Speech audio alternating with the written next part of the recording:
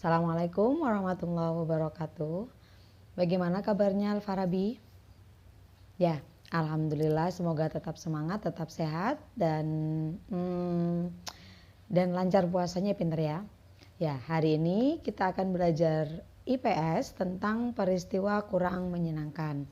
Berbeda dengan peristiwa menyenangkan yang kemarin sudah kita pelajari, peristiwa yang kurang menyenangkan hari ini adalah kebalikan dari peristiwa yang menyenangkan.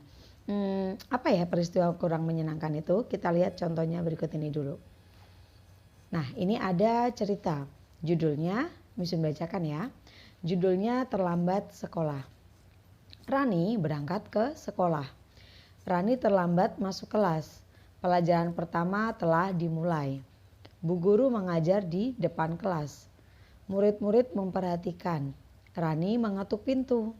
"Selamat pagi, Bu," kata Rani. "Selamat siang," kata bu guru. Bu guru bertanya, "Mengapa kamu terlambat?" Rani diam merasa bersalah. Bu guru menghukum Rani. Rani berdiri di depan kelas. Itu pengalaman Rani, peristiwa buruk sekali.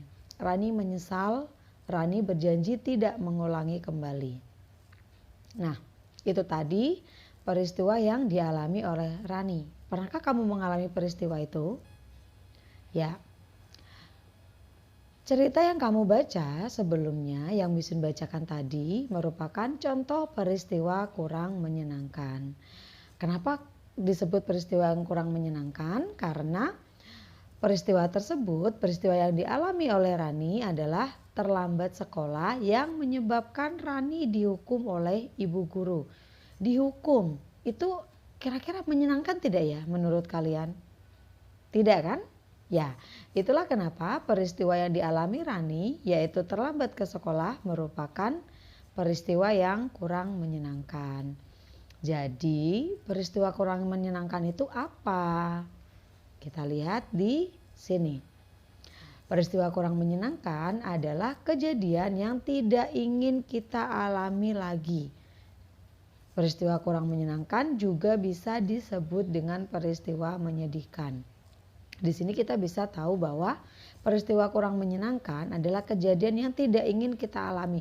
Kita pernah mengalami sesuatu hal yang ternyata membuat kita tidak senang atau bahkan sedih, marah, malu dan sebagainya. Sehingga kejadian tersebut tidak ingin lagi kita ulangi. Itu yang disebut sebagai peristiwa yang kurang menyenangkan. Contohnya apa saja peristiwa yang kurang menyenangkan? Banyak sekali, contoh peristiwa yang kurang menyenangkan. Yang akan Misun sebutkan di sini hanya beberapa saja. Yang pertama, sakit. Kalian pernah sakit? Pernah. Rasanya enak? Tidak, pasti. Kalian senang sakit? Tentu tidak. Nah, karena kalian merasa tidak senang ketika sakit, kalian merasa tidak enak, atau bahkan kalian sedih ketika sakit, maka sakit adalah contoh peristiwa yang kurang menyenangkan. Contoh selanjutnya, banjir. Beberapa hari ini kita sering hujan ya nak ya, deras pula, disertai petir, geluduk banyak. Nah, peristiwa banjir merupakan contoh peristiwa yang kurang menyenangkan. Karena apa? Karena ketika banjir tuh kita sedih loh kak. Kita tidak senang, kita repot, kita sedih, rumah kita kebanjiran, dan kita pasti akan berharap jangan sampai kita akan mengalami banjir kembali.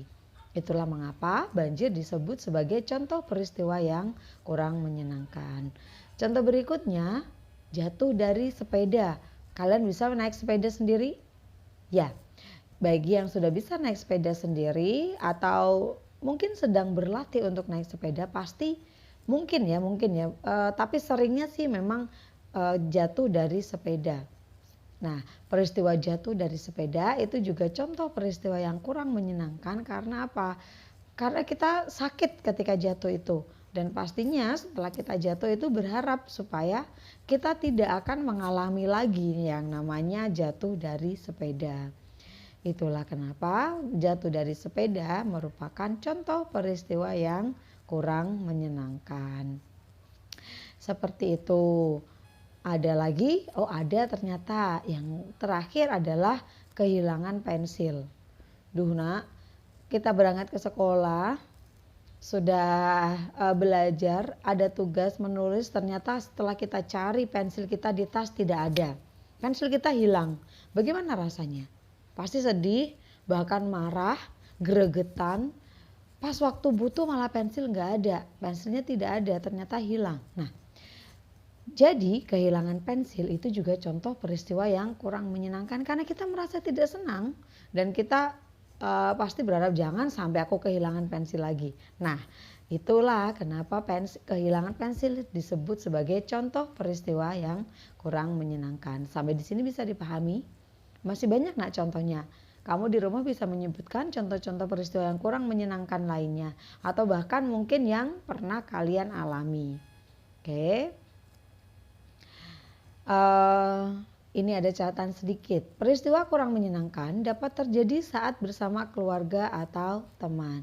Jadi peristiwa kurang menyenangkan itu bisa terjadi pada saat kita sendiri, pada saat kita bersama keluarga, bersama teman. Seperti banjir tadi itu kan peristiwa kurang menyenangkan yang kita alami bersama keluarga, tidak hanya sendiri.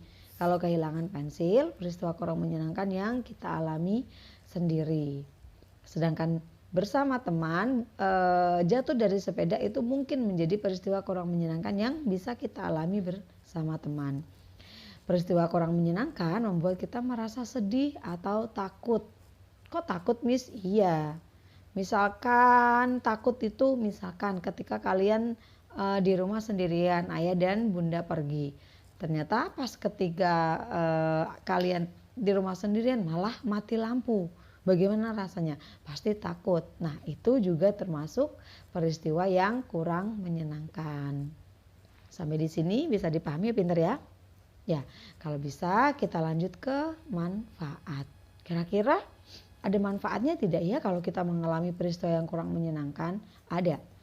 Mau peristiwa menyenangkan ataupun kurang menyenangkan pasti memiliki manfaat yang nantinya bakal kita rasakan atau kita peroleh. Lantas manfaat peristiwa kurang menyenangkan apa? Yang pertama, dengan kita mengalami peristiwa kurang menyenangkan, itu akan menjadi pelajaran agar kita tidak mengulangi perbuatan yang salah. Seperti Rani, sudah merasakan bagaimana rasanya terlambat sekolah, bagaimana rasanya dihukum. Manfaatnya apa untuk Rani? Kedepannya itu akan menjadi pelajaran untuk Rani supaya tidak lagi terlambat, tidak mengulangi lagi kejadian tersebut. Dengan cara apa? Dengan cara datang tepat waktu ke sekolah. Itu yang pertama, manfaatnya adalah agar menjadi pelajaran tidak mengulangi kembali. Yang kedua, membuat kita tidak putus asa. Maksudnya bagaimana, Miss? Misalkan kita pernah jatuh dari sepeda karena kita belajar naik sepeda. Tapi dari situ membuat kita tidak putus asa. Aku harus bisa naik sepeda, aku harus stabil, aku harus seimbang, aku harus hati-hati supaya aku tidak jatuh lagi. Nah, itu kita dari peristiwa tersebut kita jadi belajar bahwa kita tidak putus asa, kita tetap berusaha loh untuk bisa naik sepeda. Itu manfaatnya. Nah, yang terakhir, menjadi lebih teliti dan hati-hati.